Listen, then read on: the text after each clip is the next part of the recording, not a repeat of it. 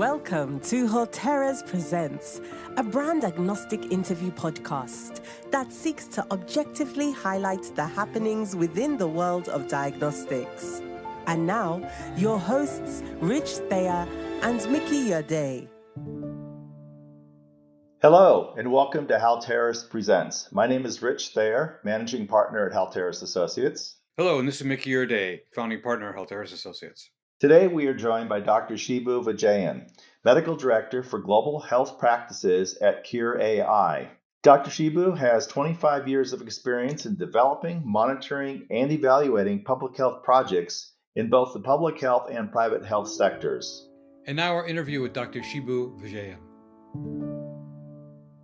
Hello, Dr. Shibu, and welcome to our podcast today. And we're very pleased to have you here. Thanks so much for joining us. Thank you. It's exciting for me as well. Dr. Shibu, could you please tell us a bit about yourself? I'm a medical doctor from southern part of India. I've been in service more of about 30 years, mostly in the TB domain, because one of my earliest stint as a medical doctor was in a TB sanatorium in a teaching hospital, wherein I used to take care of, at that time, there was no MDR, resistant tuberculosis treatment. We used to kind of host all the patients who are difficult to treat in an isolation ward, because being young, because there is no fear to exposure to new bugs. I mean, all these youngsters will take with risk-taking attitude actually driven me to get into that, in charge of that ward, and then that gave me a lot of exposure. How the sufferings of tuberculosis, how patients are being managed. I've been seeing patients dying in front of me, coughing out blood. So that was actually a more of an exposure to tuberculosis, how to manage, and that was a critical period in the TB domain wherein the new treatment regimens came globally.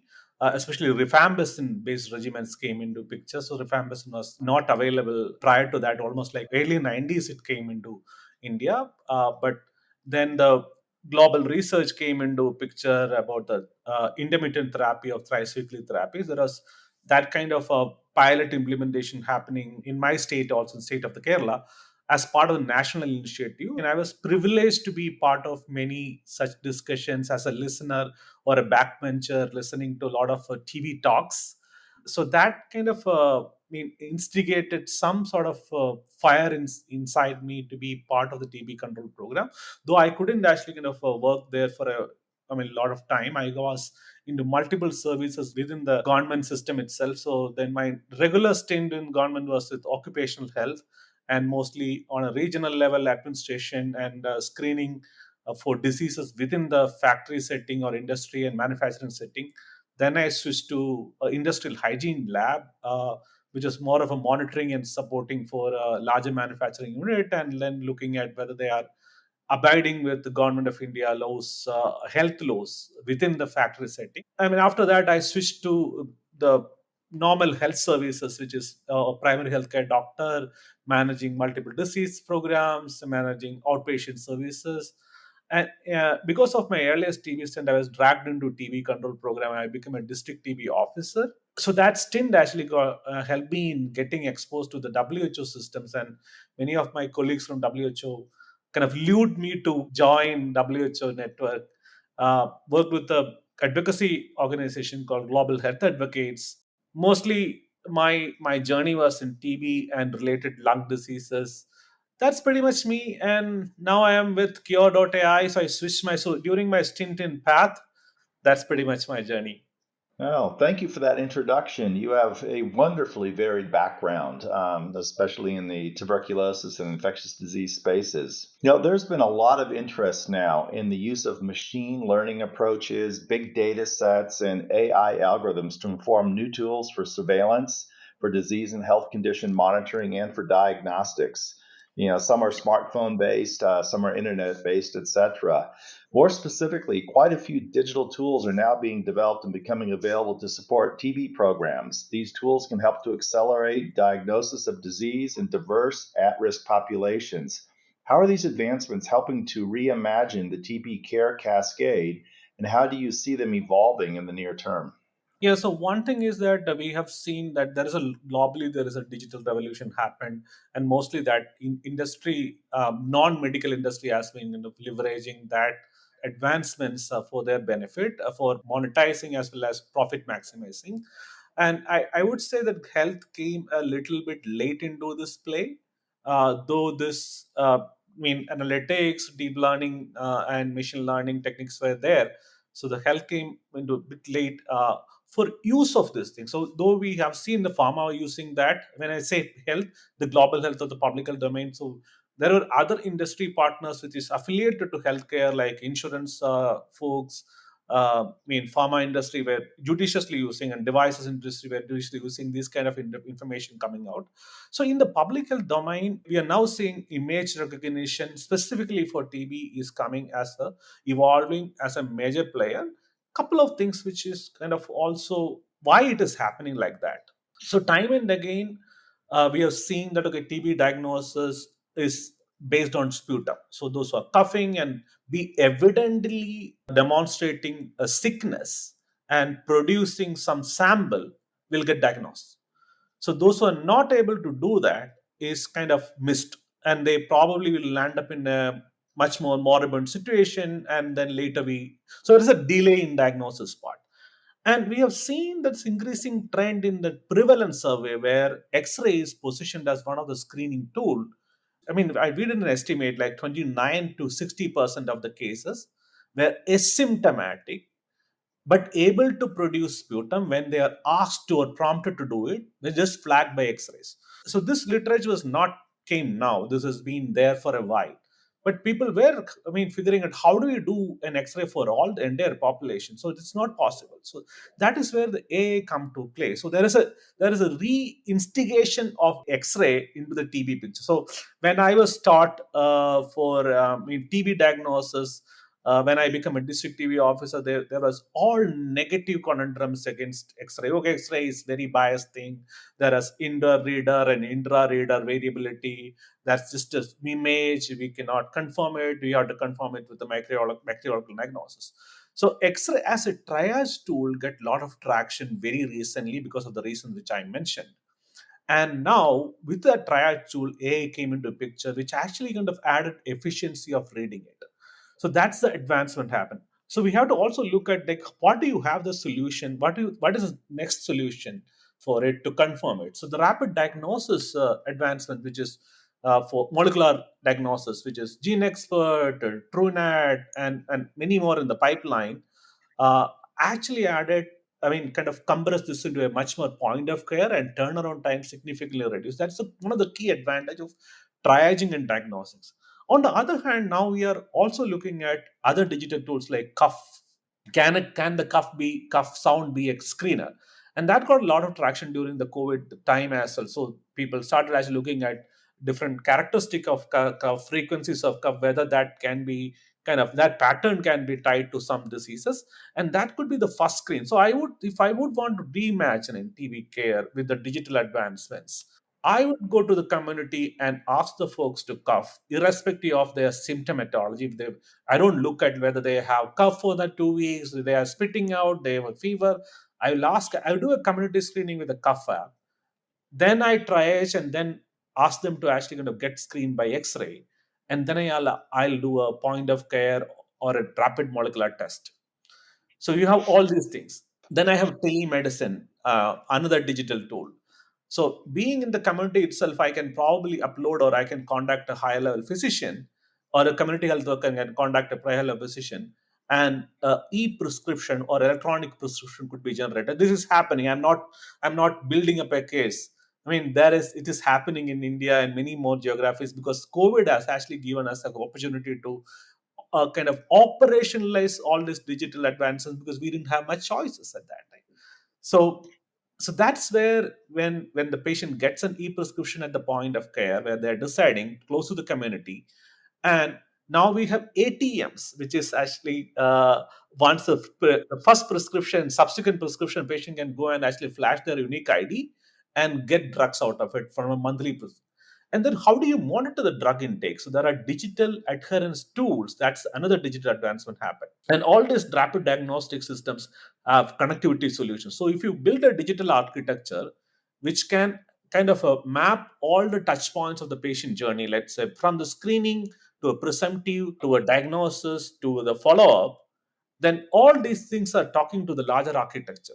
So that's the connectivity magic which actually happened very recently. So the digital, so coming on to the follow-up side, the digital adherence tools like be it a 99 dots, which is actually when you plug out the strip of the medicines, it unveils a number, which unveils a unique number, which randomly occurs in the sequence in the strip, and the patient gives a phone call to that particular number, then that phone call will be recorded as a tick in the electronic treatment card, which is visible to the health worker, which is supposed to support the patient. The program manager sitting higher up in the national level can see the dashboard of individual and cohort of patient, how they are behaving on adherence. There are smart bill boxes which actually beeps and gives alarms to pop up the drugs, and every opening of the drug boxes will be recorded as a proxy to intake of the drug. Similarly, there are video dots which an patient supporter can see the patient popping up drug.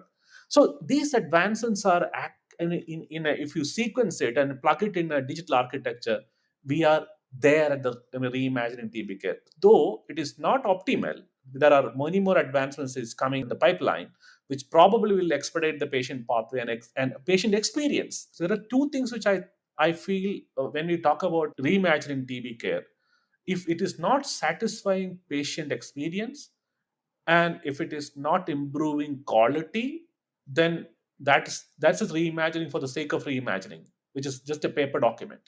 Yes. We've heard of various studies that are ongoing now with apps, mobile phone or smartphone apps that will help with self-triage. Have you seen an opportunity to combine those apps with the cough monitor? So you're not only looking at the cough, but there's 2 or 3 questions that the patient will fill out, and that sends them down a particular treatment path for TB or for another indication.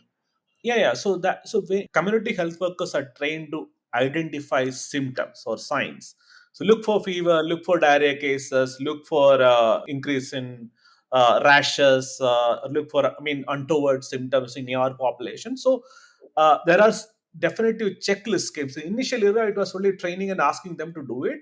Then the checklist came into picture. So asking for syndromes, and if these are available, then probably this will then you classify these syndromes into buckets of probable diseases, like this is probable tuberculosis, this is probable malaria, this is probable diarrhea, and then you have to collect the sample for confirming. That is the process. Now the entire thing is now getting digitized. So to answer your question, certainly this will add value to. These are based on symptoms or some judgment made by the peripheral health worker. Any tool in the hand of a peripheral health worker which can actually optimize their and upskill them and confirm and help them in making a decision to sample collection or refer the patient is going to change the domain. And that is where the cuff app plays a critical role. So the cuff app is a reconfirmer or a partner for a health worker to help him or her in assisting and kind of taking a collective decision. So I have one more tool now, which is pretty much more accurate than my subjective thought process based on some variables which I collected. Now have some validated tool. Where it affects is it's beyond just like your checklist might remain unactioned. There might not be action, but this tool is a point of care device for me. That tools is saying me, hey, there is a problem, then you need to act. So it's a behavioral tool than a medical tool. So many of the places when we are sitting in outpatient department, we see many coughing patients that won't prompt us to prescribe a test. That prompting that trust is actually either I need to elevate my risk perception. Every coughing patient should be, I should see with the lens of tuberculosis and write it. This kind of tools will kind of poke me and say, hey guy, this guy is more probable to be TB, rather than you prescribing for everyone TB test. Why can't you do that? So there, I see this as a behavioral nudge triggered by a digital tool. So, of course, any good screening tool has to be designed so that it has very high sensitivity, so you have very few false negatives, Yep. and some acceptable specificity, so you don't have too many false positives. How do you think it's these different screening methodologies are playing out now with regard to sensitivity and specificity? Yeah, so I think CUFAP is still, not that there for actually. If you look at, so it's pretty sensitive. Like I don't know how they kind of fare in for the disease prediction capabilities. So I'm not so very keen in having that precision of the disease prediction. I just want a trigger for subsequent tests, which could be. So subsequent tests could be much more precise. Maybe an X-ray, which is Right. much more precise than a gene expert. So we don't need to like lose out a lot of cases. That's what I'm saying. It's more than, so now we don't have a tool right now. Now we have a tool which actually triggers.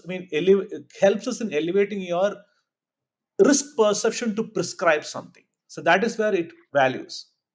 So I don't mean so I have been part of a validation of a tool, a cuff tool based on which is developed by an Indian manufacturer for their COVID and TB, which is early days of validation. They built the algorithm, they were validating.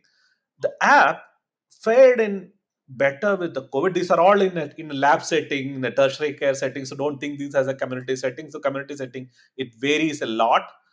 But TB, it did not fare with the WHO benchmarking of a screening tool. So and that too in a tertiary setting. So I doubt the value of disease prediction to the level of accuracy, which is the precision which you are mentioning, the high sensitivity and high specificity is going to be tough with this kind of apps. But I see the value as a behavioral tool to refer more patients for or collect more samples for subsequent tests, which will be more value addition. Right. That makes a lot of sense. As I mentioned, an acceptable number of false positives, which you'll clean up, if you will, with a confirmatory test afterward. Yeah.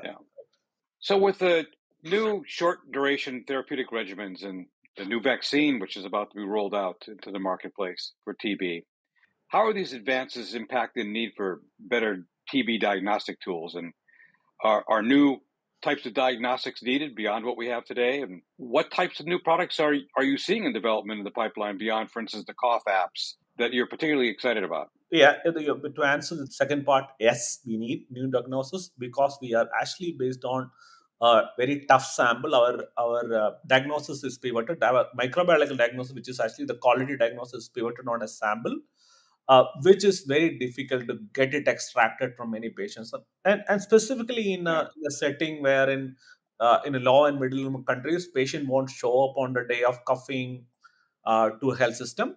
So they kind of go through. So I've been part of many patient pathway studies, and we have seen that at least in an Indian setting, the patient will go and shop for 3 to 4 doctors before landing up in a diagnosis. And diagnosis mostly for a poor, I think lower quantile of the folks are happening at a public facility. So you bounce back between multiple doctors and multiple care providers, multiple level of care providers. And typically in the Asian setting and mostly in the African setting, the LMIC setting, I would say the first point of contact is almost always an informal provider. It could be pharmacist, it could be a neighborhood doctor, it could be less than fully qualified doctor. I've done a study actually. There are 273 type of degrees we plotted in the city of Mumbai, and 253 were not recognized by Google. So that's the range of fragmented healthcare delivery systems available in this thing. So there are multiple layer of the first point of contact of informal sector works on two models. It's their retention of the relief and retention. That is their revenue model. I went there. I had fever. I had pain. I had cough. They give me some jab, give me some medicine, which I don't know. My symptoms got over, and I kind of have faith in that provider. And I would say almost 50% of the occasion that will get resolved because it could be a viral episode, right? And you don't need to. So that's the faith. And tomorrow I am able to go and earn the money. So in that fragmented setting, what is the best diagnostic tool is the point of care. So if you have empower your peripheral worker, so and this journey, patient is taking to get diagnosed almost 60 to 90 days. So that is the delay which adds to the transmission. And by the time patient reaches the health system, which is kind of empowered to offer a diagnosis, patient won't have the ability to produce sputum because these are partially treated with antibiotics. So there is no sputum many times. So they have to actually go for maybe an X-ray and then take a call and put on treatment. So this journey, if you need to curtail this journey and offer, there has to be point of care tools, and that's something which is in the pipeline, which I am aware about. There are non-sputum based samples, maybe saliva, tongue swabs. There are aerosol being tried out. There are been researches being done on biomarkers, which can be blood based or we take like have a prick in your hand, urine based test. So non sputum based samples are being explored. That's something which is in the pipeline, which is more promising than a sputum based. Even a saliva also need to be collected and transported. If you have a triaging tool at the point of care, maybe the cuff sounds and X-rays will be the first triaging tool, I would say, which is I mean, most of these countries have access to X-rays. When you go to the rural spaces, that's where the cuff can probably act as a first triage tool and then escalate it to subsequent tests. And there are mask-based actually sample collection, which is specifically targeting to the pediatric population and use that, I mean, extract the sample from the mask for molecular test. One of the good thing happened, so I mean, during the COVID also, we have seen that PCR is getting, so now PCR is everywhere till the sub-district level, which is available. Can we explore that platform for TB? So TB was mostly like a kind of narrowed into a closed PCR platforms. Can this open PCR platform can this multiplex systems could be explored for TB plus other diseases? So I think these are something which I believe which is coming, which probably in a couple of years we'll have some promising results from alternative samples. Stool sample has been there for pediatric cases, been utilized for that. So yes, I would say yes. For there are promising advancements. There are also treatment monitoring. So do we need the full course of treatment for everyone? So human beings might respond to drugs in a different way. So there are now, looking at biomarkers of monitoring treatment progression. So I might actually respond in a different way than probably Mike. You probably need a larger duration, 6 months treatment. I might get cured in 2 months. So, what is that biomarker? So, there are advancements in happening, kind of research, and new products are coming. So, there is a battery of products in the pipeline which are promising to exciting. Products in the pipeline. So that probably will hit the market maybe in a year or so. Yeah. You mentioned the fact that it does open the door to children being tested, who, of course, have such a difficult time producing sputum. So this is a really wonderful advancement. Correct. Yeah, excellent. Dr. Shibu, changing directions for a moment here to think about community engagement. We hear much about the importance of social media, community engagement as key factors for inclusion in any global health or wellness program. Certainly, with your unique perspective and your background as a former TB patient yourself, having worked in a TB clinic, having worked with multiple agencies and policy, institutions around the world. Can you please discuss with us what programs exist for improving community engagement in the fight against tuberculosis? What kinds of outreach tools are available today? And how is this increasing availability of these tools impacting the requirements for new TB diagnostics? Yeah, so before I start, I just want to mention that I was so fortunate to be the district TB officer where I got treated when I was a kid. So I became the program manager of the same facility. I went to the same facility because I was my father was taking me. So when during the summer break of sixth grade, I was actually about to get into the seventh grade. I had this TB in my hip joint, and my lower limb got internally rotated. I had classical fever, every evening rise of temperature. I was a lean boy, and I got further leaned up. So I was admitted in one of my cousin's clinic. She's a doctor, basic doctor. I was being treated with penicillins, 90 injections of penicillin over 10 days, and it was not recovering. Then it was escalated to an orthopedician, and then he diagnosed this as a hip joint tuberculosis. And that time, know that there was no rifampicin. There is only streptomycin injection. I guess there is thiacetazone, which is a bigger drug, which is there was PAS, which I used to swallow granules and puke every day. So, and duration was 1.5 years of treatment. I was bedridden for 6 months, under traction, because the drugs won't kind of penetrate into your joint if you are not actually immobilized and traction. So, gone through that suffering. And after the intensive phase of 6 months, my dad used to take, so you have to show up physically to the district TB center. There was a lot of malpractices happening at that time. People used to get drugs from the government facilities and they sell it in the private facilities. So you need to prove that this guy is actually, the drugs are offered to the right person. So my dad used to bike me to that place, and we used to take. So that was at that time, the drugs were actually kind of put it in the common balance, and they were weighing in paper pouches and giving it to me. So after almost 25 years, I stepped into that facility as a district DB officer. So that is kind of a happening moment for me in my life. And I did share this story with many in many international forums also, and got a lot of traction from a personal point as well as a kind of a resilient standpoint also. Like, okay, kind of, and that also triggered me to become a doctor, and unfortunately to take the path of this TV. So I kind of know the pain of as a childhood TB survivor, and also the role of the community. And that time, when I was suffering, it was only my parents to hold. But the TB program was not that matured enough to kind of offer a community support. Now, HIV has actually kind of given us a lot of exposure and experience how community, from an affected standpoint, an affected family standpoint, and that lessons has been kind of creeping into multiple diseases. Now, pretty much every disease have a community component and support system component. Coming back to your specific question on how social media engagements, what are the new digital tools of social media, how they can actually leverage the community support system? I have been part of a largest, I think one of the biggest community engagement program called Akshaya in India. So when I was working with the union, that was one of my mandate to support that partnership. So essentially, and most of the community systems in low and middle income countries are built, or the health systems are pivoted on community systems, though it was not actually kind of very much firmed up.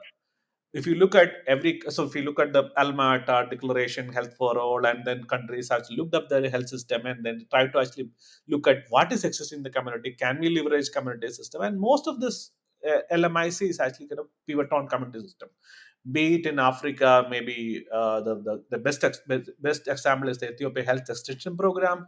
Here in India, accredited social health activist, which is a female identified from the community to take charge of the 5,000 population, and many more systems. Like if you take Bangladesh, there are community groups. Sri Lanka, there are community groups. So pretty much there is a community system existing, but the health system, we are not leveraging it from a standpoint of health service delivery, uh, and awareness, and also community support. And these systems were kind of fizzled out, I would say, in the early 90s and 80s. There was no systems available, but not actually being completely leveraged. It was not institutionalized. It was in patchy, there are documents, but it was not institutionalized.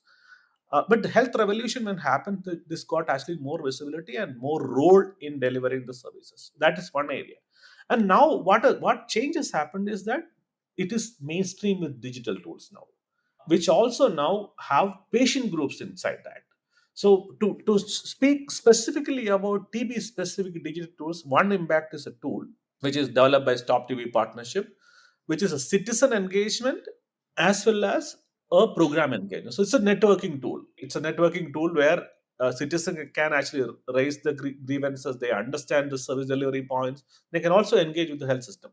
Government of India also developed something which is similar, which is called Nikshay Mitra. It's actually friend of TB folks. So Nikshay means like you eliminate tuberculosis, something similar to that. So you're a friend of TB, you're a friend against TB. That's kind of the Nikshay Mitra conundrum, which is a citizen engagement app, which is also kind of connected with the call center. So if you don't use the app, you can actually call the call center again. There are chat boards, there are WhatsApp groups. So I think the new, the social media revolution is also kind of peer support groups has been now formed under the WhatsApp groups, patient peer support groups. So the survivors or champions in the patient groups actually support their peers, which who are being newly recruited for treatment, specifically for MDR TB. It's a huge. There are much more larger system. The state of Kerala, which I am from, there is a patient support group which is institutionalized by the government, which is earmarked who all need to be part of it. It includes the local self-government representative, which includes the health staff, which includes a police person, which is in that region, to help the patient, because there might be stigma attached to it. There might be issues in others actually ostracizing this patient. So to take care of that, it's not for policing. It's more of a community support, ensuring the community support, and also linking the patient to the necessary social support system. So it's more than owning the patient. Okay, I have a TB patient to support. We are collectively supporting it. And these tools, which I mentioned, all these tools are actually connecting the dots and also networking all the stakeholders together to come into one platform. I would imagine that having these tools available would help in the beginning of the TB cascade to reduce that 25 to 50% of folks suspected of having TB or likely have tuberculosis that get lost in the system. They never get treated, they never get diagnosed. Is that your experience? Are they helping to enrich that engagement and to find these individuals and get them more rapidly into treatment? I mean, we are not at there. So the idea is to actually get there. And that is, I'm just saying the existing tools are what is existing. Like, okay, it's not, so we don't have a cuff app integrated with that. We don't have a request for X-ray integrated with that. So ideally, if I would want to get my TB tested or my cuffs checked, I mean, forget about TB. So I am coughing, so I have access to the tool. Then that should prompt me to go and take an X-ray, right?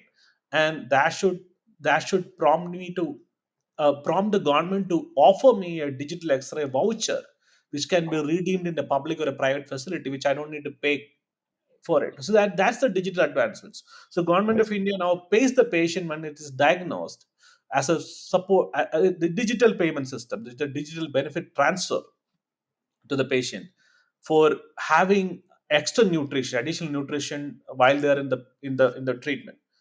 So we also need to actually go beyond before the treatment. For diagnosis, we don't have much schemes. Like ideally, if I am suspecting myself some illness, then I need to have access to a free tool to get diagnosed. I need to have access to kind of at my neighborhood to collect my sample. So that is not there. The idea, so the thought process is there. I mean, the whole objective of having all these tools is there. But again, I'm saying in an ecosystem, it is now standing alone.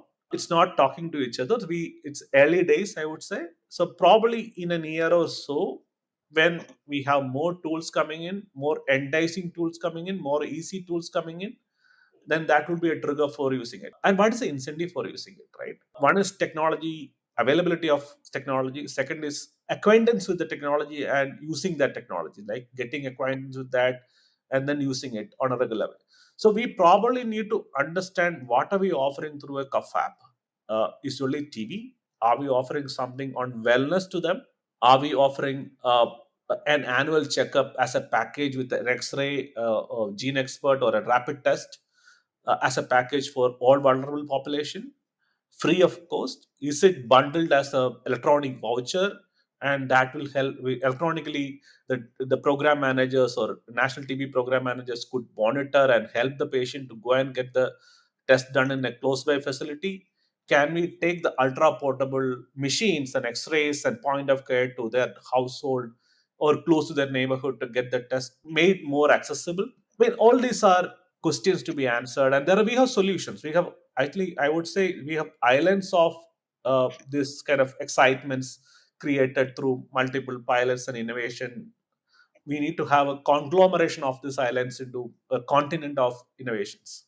I have a question. In most disease states, there's always a population of what you would refer to as the unworried unwell that don't seek care. Do you think some of these tools that are being developed could help in actually convincing those people they should seek care? Yeah, I mean, I think it's a tough question. So, what is Yeah. that? What is that actually kind of tool which we trigger the patient behavior to act on it?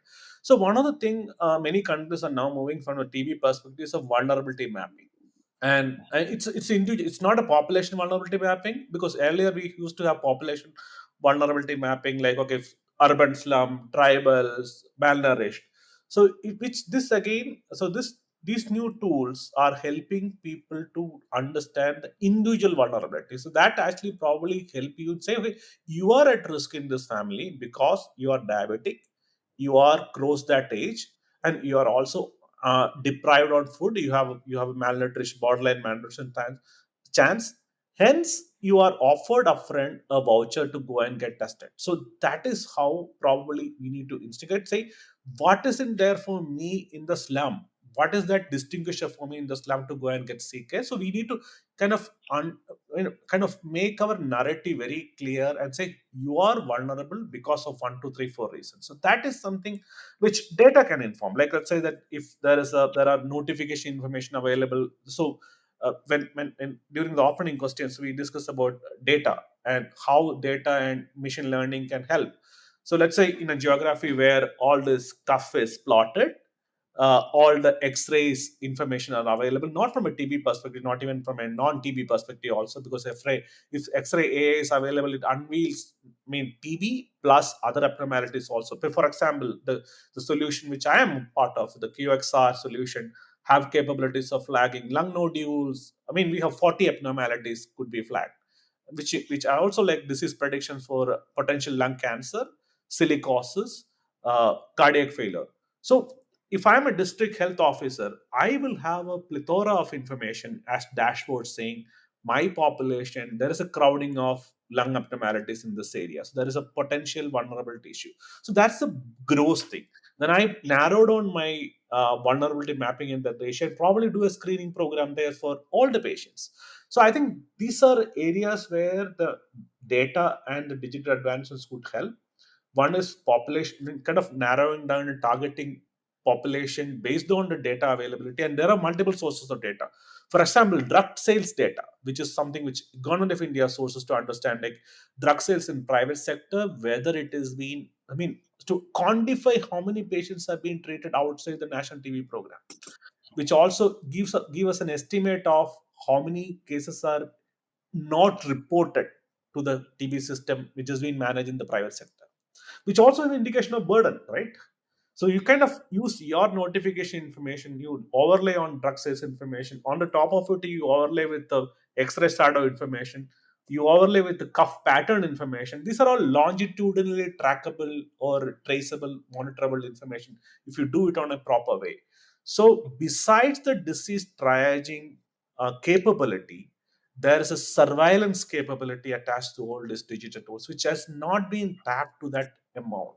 And so that is where it plays a value. I'm just saying, so you can narrow down and target the right population. You can further distill the population to an individual risk. You can imagine over time having this remarkable database of all those different types of information that help you determine what to do. Correct. Drugs are being taken over here. They aren't being taken over here. That's where we need to go. Correct. Yeah. Put your effort where it's most needed. Yep. Yeah, remarkable. We've heard that the fight against TB has been set back 10 years or more as a result of the COVID-19 pandemic. On the other hand, on the positive side, we all recognize that remarkable strides have been made globally to improve access to available next generation technologies and tools to help fight the pandemic, which hopefully will be brought to bear on TB and other diseases as well. These advancements have been possible through generous new funding sources, such as access to COVID-19 tools, ACT Act Accelerator, and the rapid acceleration of diagnostics, RADx, the initiative in the United States here from the NIH. All of these things have been really remarkable in helping to motivate a large number of people to make big differences. Can you share some of the examples of the most promising accomplishments in diagnostics as a result of all this, and how might these accomplishments better prepare us for the next epidemic?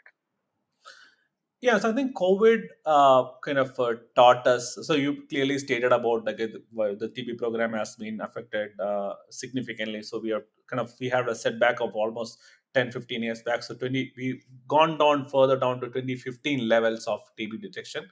We have seen a upward trend in TB notification from 2017 onwards. There is a bump up happened. So we speeded. There was a minus 18 percentage decline after 2020 onwards. So now we are actually slightly bouncing back to the normal levels. So globally, the folks in TB are anticipating 2023, 2022 would have been kind of bounced back to the 2019 level. So that's the early trend we are seeing. So we are hopeful. On the COVID trend, I would say that what the COVID taught us is the first thing is partnership. Second thing is process innovation. Third thing is product innovations. So three pillars I would bucket it into: partnership, product innovations, and process innovations. And we kind of so the on the partnerships, the globe came together. The funding agencies came together. So you're seeing that very, I would say, when so Global Fund is very much structured into AIDS, TB, and malaria. Why would want to get into a COVID business, right? So the US had a predetermined mandate on certain things. Why would they kind of jump into this thing? So there are many players came into one part because we would want to actually, so to achieve the goals of TB control, we would want to first curtail COVID. So that kind of partnership, spirit of the partnership were there. And that partnership resulted in many things, which includes platform like Act Accelerated to enhance and accelerate the diagnostics, and kind of increase the pipeline, speed up the process of getting the diagnosis to the market, and encourage innovations to happen in that pipeline. Rapid diagnostics effort by the NIH was kind of kind of accelerating the entire pathway from a proof of concept to get the product out in the market. So what this kind of reset the existing kind of norms and institutional systems, and shaken up the institutional systems existing in the global health. Okay, well, let's see that when it comes. That was something which is kind of laid back behavior of like, okay, so we will review first the document, we will get into this thing, all the experts will come. So we have seen that this all could be done in a shorter time frame without compromising the quality, which is something which COVID taught us. And what that resulted in many more tools, and many more tools at the rapid scale. The best example is the PCR. The second learning is mass screening. Whenever we need to actually kind of stand up and shout about TB mass screening, people say, oh no, it's not feasible. It is not going to be feasible because it's very much logistically challenging. We have seen mass screening in COVID. So we now learn how to do mass screening. We know how to do mass testing. We have been doing institutional testing on a periodic way, like we have seen schools testing, we have seen like entering into pre-journey testing. All these things have been taught from a systems. That's the process innovation, I would say.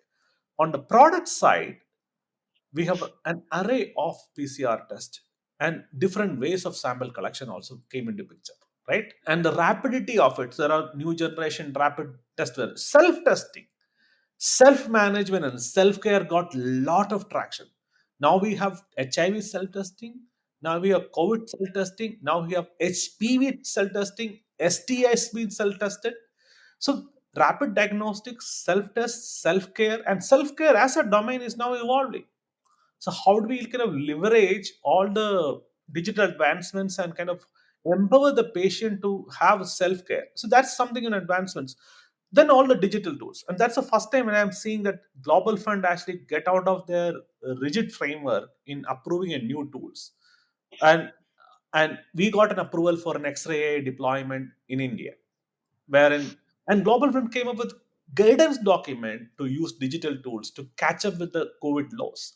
Stop TB came up with document. WHO came up with documents and requested countries to actually rapid scale up of existing digital tools, which enables you to know to come the patient to come into an infectious setting, supports the health system not getting exposed, and end of empower the patient to be at the point of care. So we have seen all these things. So I would say the rapid advancement in the generation of test, specifically molecular tests, shifting from to a molecular domain, and now the PCR has been now thought about using getting leverage for other diseases as well.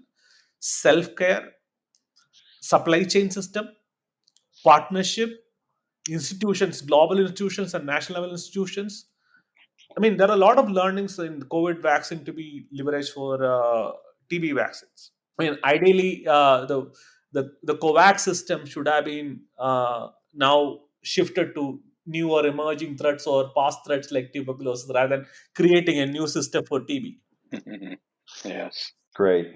Thank you, Dr. Shibu. This has been an insightful discussion. We wish you much success at Qure.ai and look forward to seeing the successful implementation of the new digital health tools for patient and community engagement. Thank you so much for having me here. It's a pleasure talking to you. Thank you very much. And that was very enlightening. We greatly appreciate it. I think our listeners are going to be very appreciative of all the things you've told us. Your enthusiasm is infectious. It's very refreshing to chat with you. Thank you for that. Thanks so much.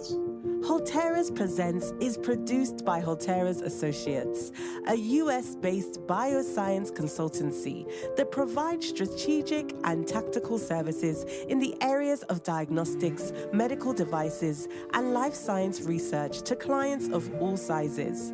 The views, information, or opinions expressed during the episode are solely those of the individuals involved, and Halteres Associates is not responsible for any errors or omissions or for the results obtained from the use of this information.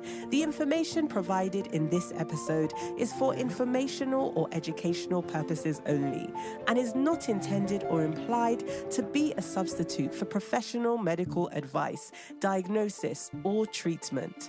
Halteres Associates would like to say thank you to this episode's guest or guests, and thank you for listening to this episode of Halteres Presents.